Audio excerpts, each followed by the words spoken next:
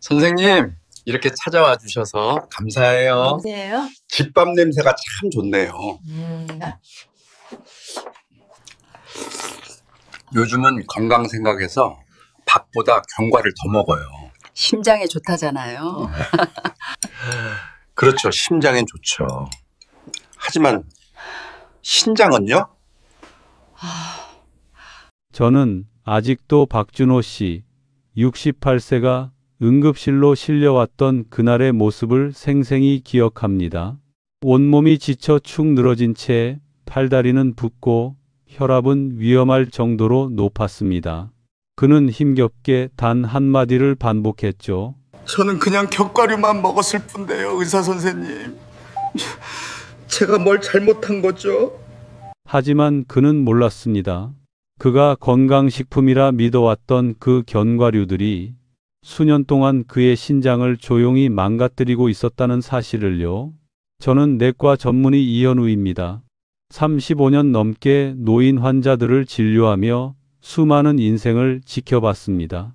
그중 너무 많은 사람들이 평생 혈액투석기에 묶여 살아가야 했습니다. 이유는 단순했습니다. 매일 견과류를 먹으면 심장에 좋다는 말을 믿었기 때문이죠. 하지만 아무도 그들에게 알려주지 않았습니다.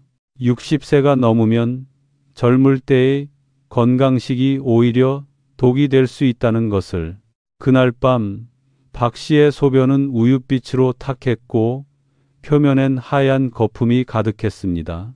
검사 결과 소변 내 단백질 수치는 정상치의 6배, 사구체 여과율 GFR은 58까지 떨어져 있었습니다.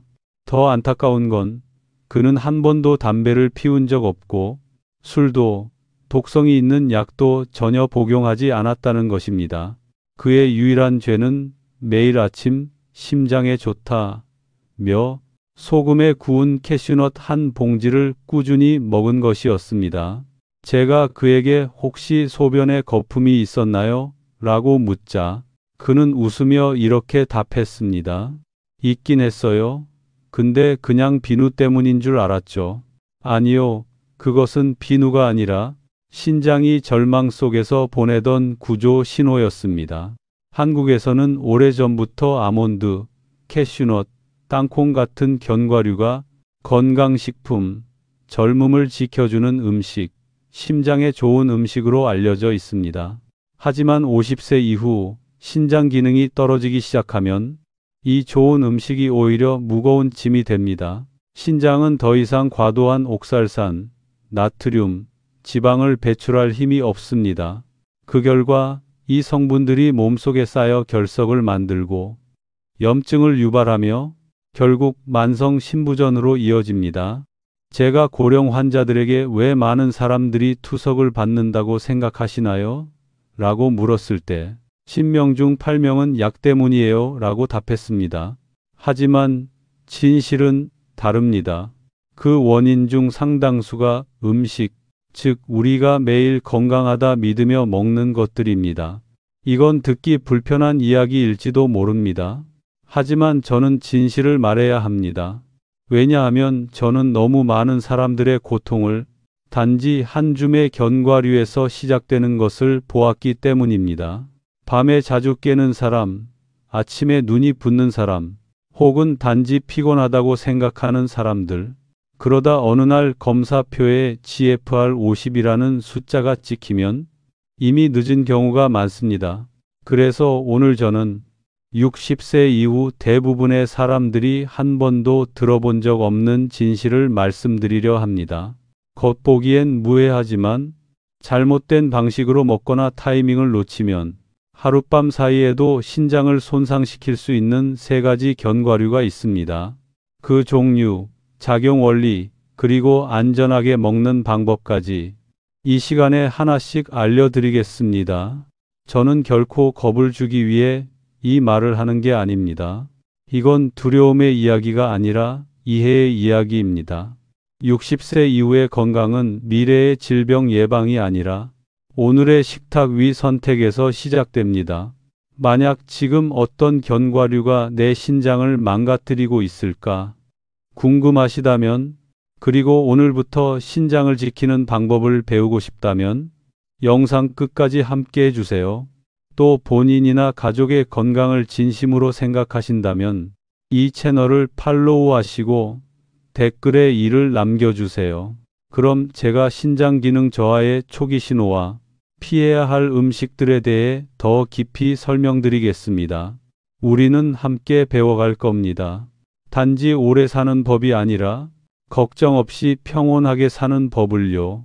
그리고 어느 아침 거품 없는 맑은 소변을 보며 내 몸이 다시 살아나고 있구나라고 느낄 수 있기를 바랍니다. 박준호 씨가 태어난 그날 밤, 저는 오랫동안 책상 앞에 앉아 생각했습니다. 왜 그분뿐 아니라 수많은 제 환자들이 같은 길을 걷게 되었을까? 그리고 결국 깨달았습니다. 문제는 견과류가 갑자기 나빠진 것이 아니라 우리의 몸이 변했는데 식습관은 그대로였다는 것이었습니다. 신장은 우리 몸에서 가장 묵묵히 일하는 장기입니다. 매일 150리터가 넘는 혈액을 걸러 독소를 없애고 필요한 것은 남기고 나머지는 배출합니다. 젊을 때의 신장은 마치 새 세탁기처럼 강력해서 무엇이든 처리할 수 있죠. 하지만 50세를 넘어서면 사구체 여과 속도는 해마다 줄어듭니다. 60세가 되면 평균적으로 기능의 40%가 이미 사라집니다. 이 시점에 몸은 오래된 기계와 같습니다.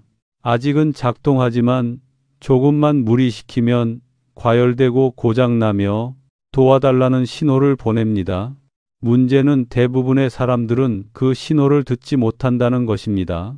많은 한국의 어르신들이 아침에 눈이 붓거나 소변에 거품이 생겨도 짠 음식을 먹어서 그런가 봐라고 말합니다. 하지만 그 이유는 대개 심장에 좋다는 음식을 신장이 감당하지 못해서입니다.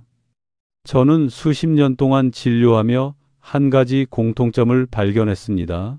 젊은 사람은 무엇을 먹어도 몸이 균형을 잡습니다. 하지만 60세 이후에는 단 한 줌의 견과류, 그 속의 옥살산, 나트륨, 지방만으로도 신장의 여과 압력이 급격히 올라가고 미세한 여과막이 손상됩니다. 그때 단백질이 소변으로 새어 나오기 시작하고 그것이 바로 거품의 정체입니다. 거품이 눈에 보일 때는 이미 수많은 신장 세포가 파괴된 뒤입니다.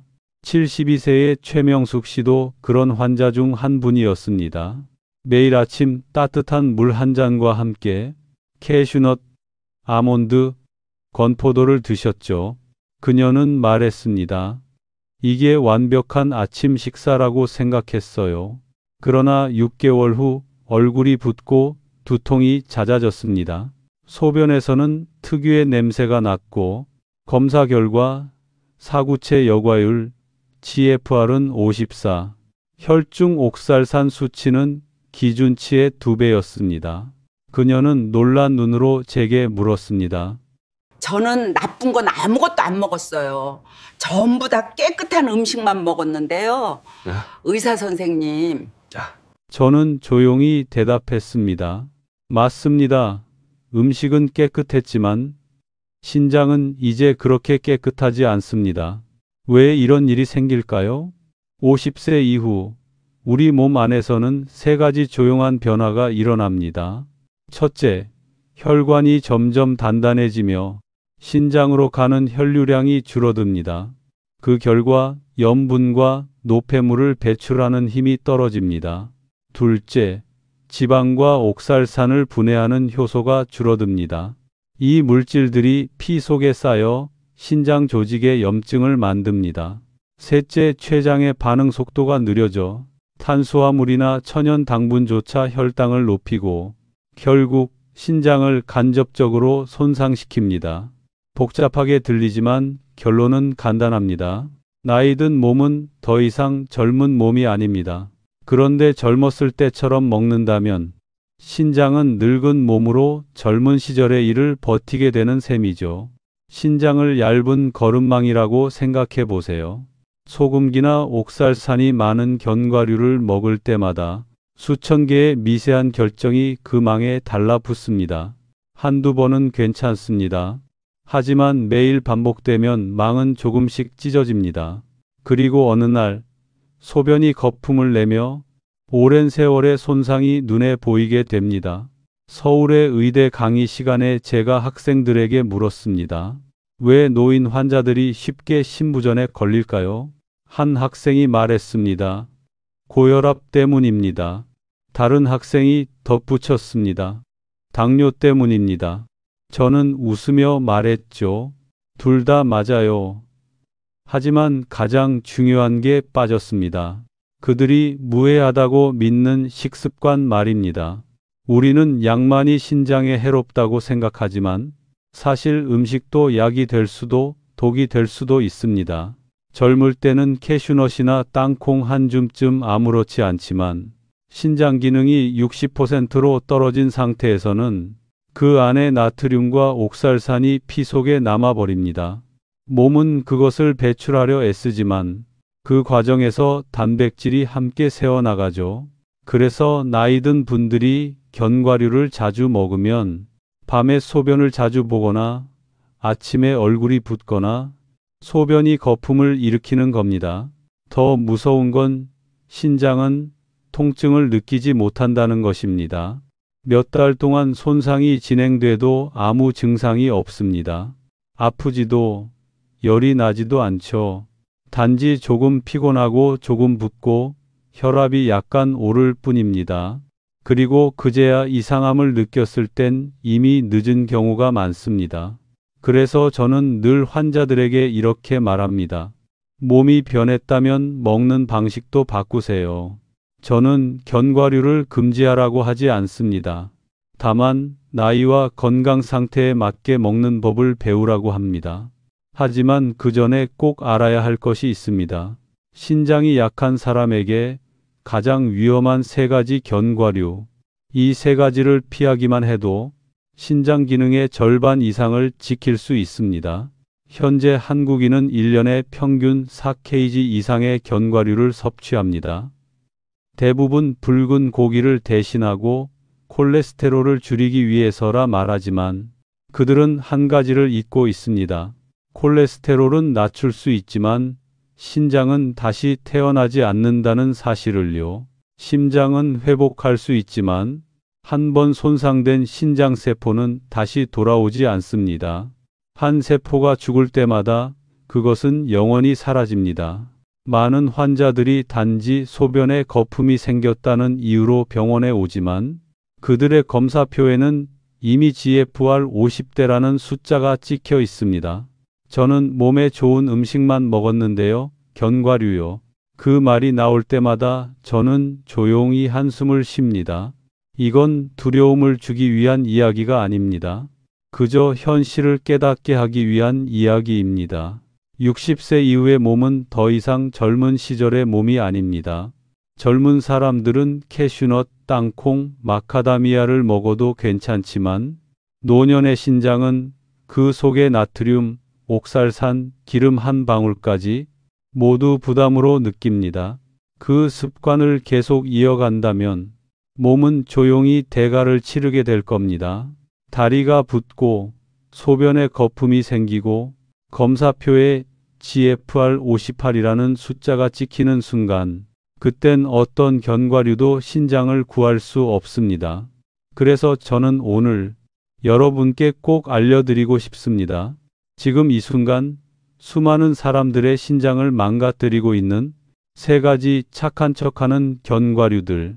우리 집 식탁에도 늘 있는 건강식으로 포장된 그 음식들이 바로 진짜 적입니다. 이제부터 저는 하나씩 말씀드리겠습니다. 그 종류, 작용 원리, 그리고 그 음식으로 인해 고통받았던 환자들의 이야기까지. 때로는 단지 부엌 속 한 봉지의 견과류를 바꾸는 것만으로도 남은 인생 전체가 달라질 수 있습니다. 지금부터 함께 살펴보겠습니다. 수많은 사람들이 이유도 모른 채 투석기로 향하게 만든 그 세 가지 견과류는 무엇인지 말입니다. 제가 오늘 가장 먼저 말씀드리고 싶은 견과류는 바로 캐슈넛 핫 디우입니다. 한국에서는 캐슈넛이 고급 간식, 그리고 심장에 좋은 음식으로 알려져 있습니다. 고소하고 부드러운 맛 때문에 중독처럼 매일 찾게 되죠.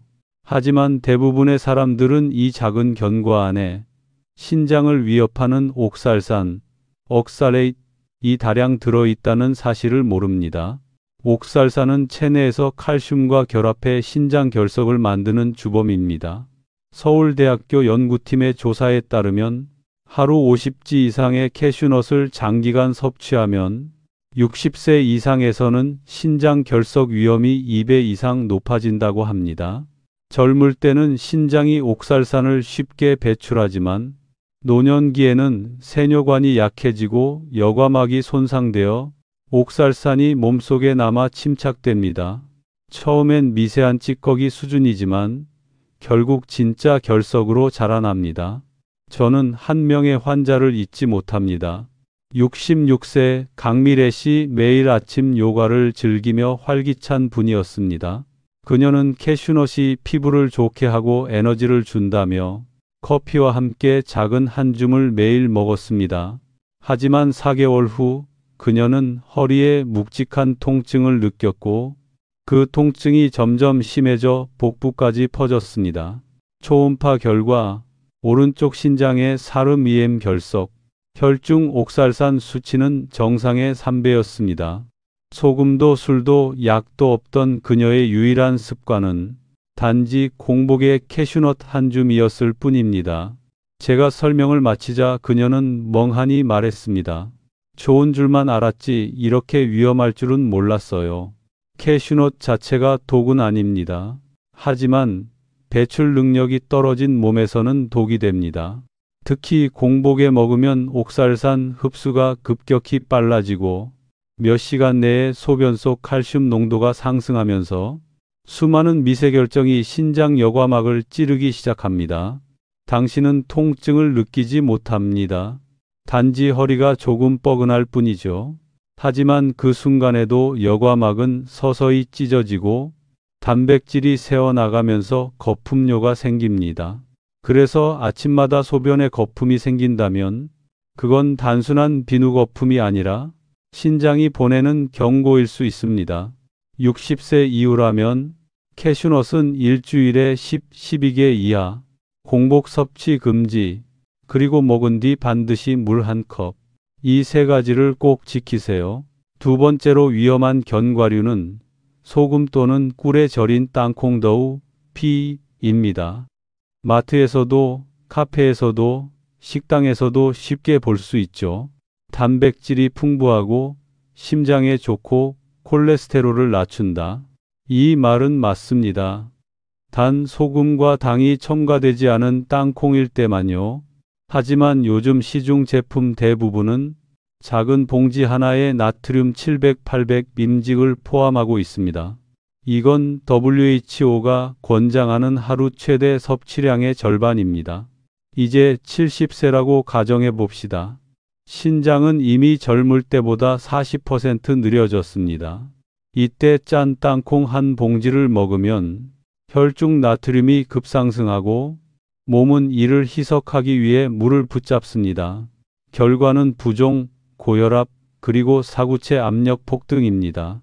신장 내 미세혈관이 늘어나거나 터지며 단백질이 소변으로 새어나갑니다. 당신이 하얀 거품을 본다면 그건 사실상 단백질 형태의 피가 몸 밖으로 빠져나가는 장면입니다. 73세 김태성 씨 전직 체육 교사였습니다. 건강했고 혈압약만 가볍게 복용하던 분이었죠.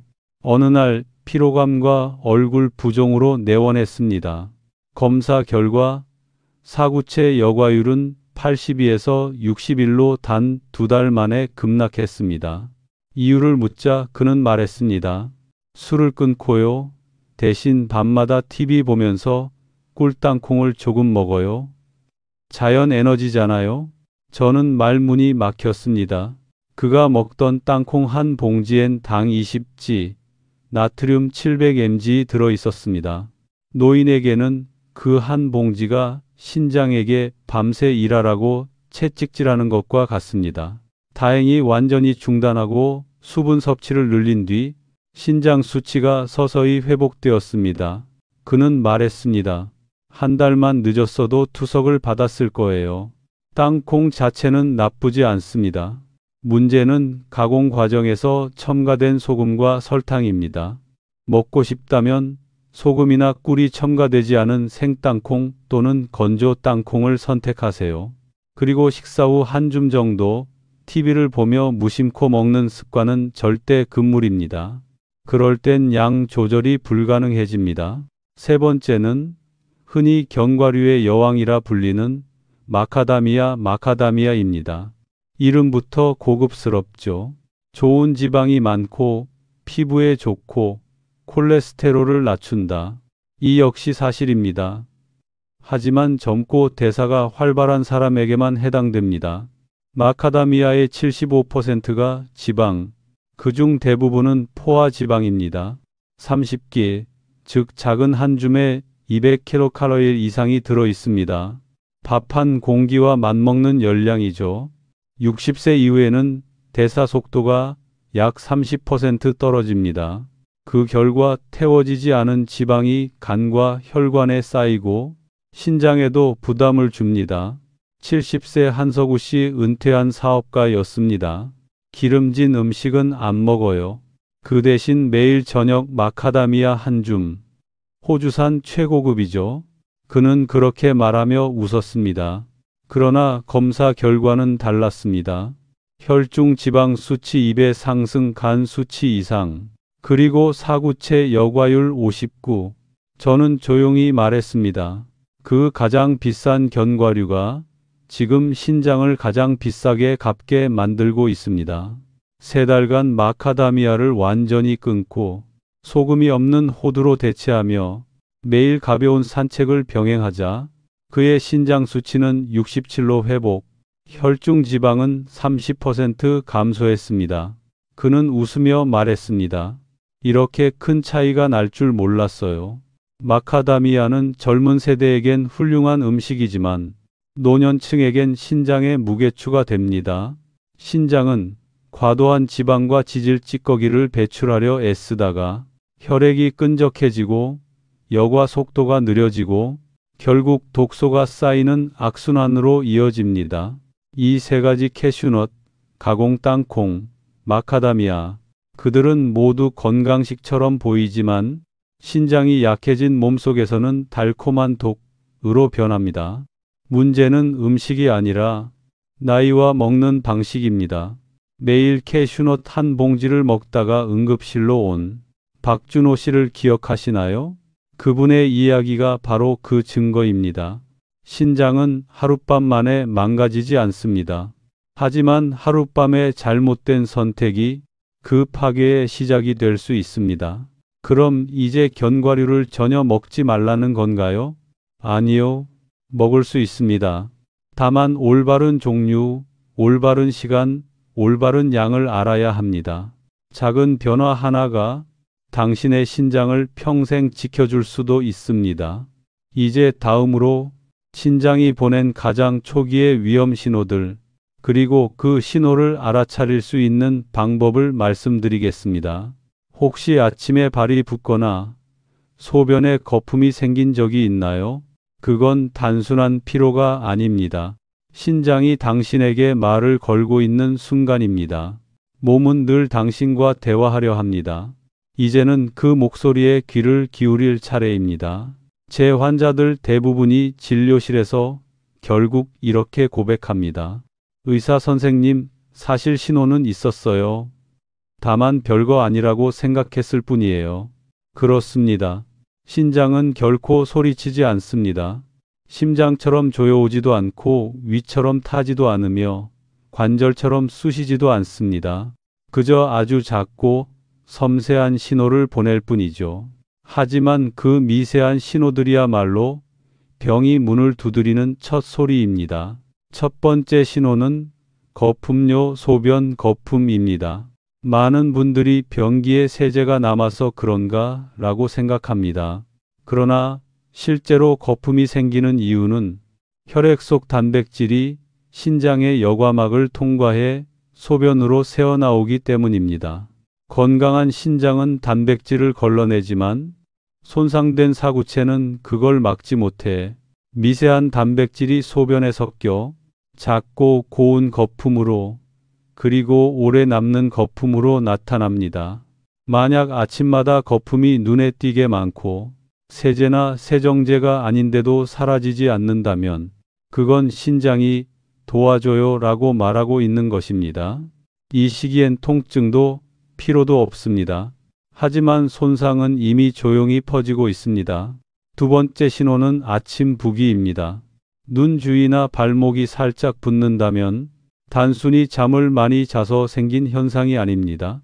신장이 약해지면 체내의 나트륨과 수분을 배출하지 못해 그것이 피부 아래의 부드러운 조직에 고입니다. 처음에는 반지가 조금 끼거나 신발이 약간 답답한 정도로 시작되죠. 하지만 의사의 눈에는 그것이 분명한 혈액여과 지연의 신호입니다. 세 번째 신호는 이유 없는 피로감입니다. 충분히 자고 충분히 먹었는데도 몸이 무겁고 기운이 없고 집중이 되지 않는다면 그건 단순한 나이가 아닙니다. 신장은 단지 혈액을 걸러내는 기관이 아닙니다. 적혈구 생성을 자극하는 호르몬 에리트로포이틴을 만들어 몸에 산소를 공급하는 역할을 합니다. 신장이 약해지면 이 호르몬이 줄어들고 결국 가벼운 빈혈이 오면서 피로, 어지럼증, 창백함이 나타납니다. 어떤 환자는 이렇게 표현했습니다. 마치 세상이 한 박자 빠르게 움직이는 것 같아요. 저만 뒤처진 느낌이에요. 네 번째 신호는 이유 없는 혈압 상승입니다. 짠 음식을 먹지 않았는데도 혈압이 오르는 건 이미 신장이 나트륨과 체액을 조절하지 못한다는 뜻입니다. 나트륨이 몸에 쌓이면 혈액량이 증가하고 심장은 더 강하게 펌프질을 해야 하며 그 결과 혈압이 높아집니다. 만약 약을 늘려도 혈압이 잡히지 않는다면 먼저 신장을 의심해야 합니다. 다섯 번째 신호는 밤에 자주 소변을 보는 것, 즉 빈뇨입니다. 신장이 약해지면 농축 기능이 떨어집니다. 그래서 같은 양의 노폐물을 배출하기 위해 더 많은 물을 배출해야 하죠. 처음엔 하룻밤 두세 번, 점점 횟수가 늘어나면서 숙면이 끊기고 몸이 피로해집니다. 이 모든 증상들은 무섭지 않습니다. 단 초기에 알아차린다면 많은 사람들은 신장이 아파야 문제지라고 생각하지만 신장에는 통증을 느끼는 신경이 없습니다. 통증이 느껴질 때는 이미 바깥 피막까지 손상이 번진 상태, 즉 너무 늦은 때입니다.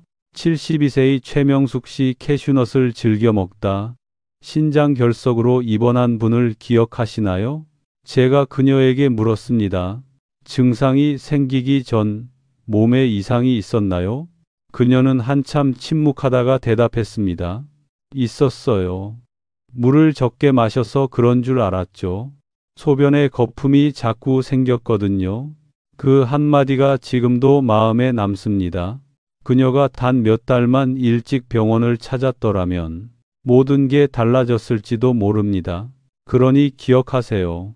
아침에 소변에 거품이 있거나 눈이 살짝 붓거나 이유 없는 피로, 조절되지 않는 혈압, 밤마다 화장실에 가야 하는 습관이 생겼다면 그건 단순한 노화가 아닙니다.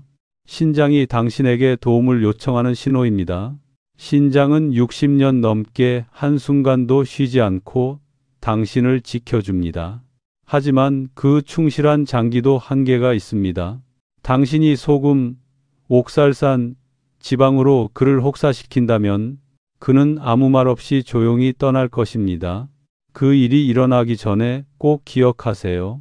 모든 질병은 반드시 신호를 보냅니다. 몸은 결코 당신을 배신하지 않습니다.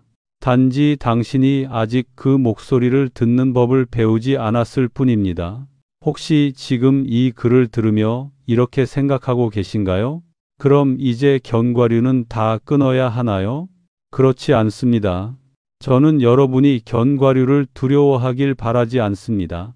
다만 견과류를 간식이 아니라 보약처럼 대하는 법을 알길 바랄 뿐입니다.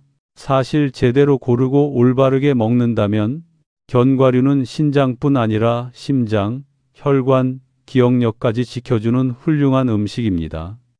문제는 양, 시기, 그리고 자신의 몸에 귀 기울이지 않는 습관에 있습니다. 저는 환자들에게 자주 이렇게 말합니다. 제대로 먹은 한 줌의 견과는 약 한 알을 대신하지만 잘못 먹은 한 줌은 평생 약을 먹게 만들 수 있습니다. 그리고 오랜 세월의 진료 끝에 저는 신장을 지키며 견과류를 즐길 수 있는 3가지 황금 원칙을 정리했습니다. 첫째, 가장 순한 견과를 고르세요. 소금, 설탕, 시럽, 오일 이 4가지가 들어간 제품은 피해야 합니다. 저염, 저당이라는 문구도 믿지 마세요. 60세 이후의 몸에겐 조금의 염분도 과합니다. 가능하다면 생견과를 구입해 집에서 약불로 살짝 볶아 드세요. 맛이 단순할수록 신장은 편안합니다. 둘째, 하루 25, 30지, 즉 손바닥 한 줌이면 충분합니다. 자연식이니까 많이 먹어도 괜찮겠지. 이건 큰 오해입니다. 견과류는 에너지 밀도가 매우 높아 과량 섭취하면 간과 신장이 과부하됩니다.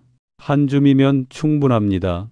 견과는 후식이 아니라 소량의 영양제라고 생각하세요. 셋째, 공복에는 먹지 말고 반드시 물과 함께 드세요. 아침에 과일과 견과만 먹는 분들이 많죠. 하지만 공복 상태의 위는 산도가 높습니다. 이때 옥살산과 지방이 빠르게 흡수되어 혈중 칼슘과 노폐물이 급상승합니다.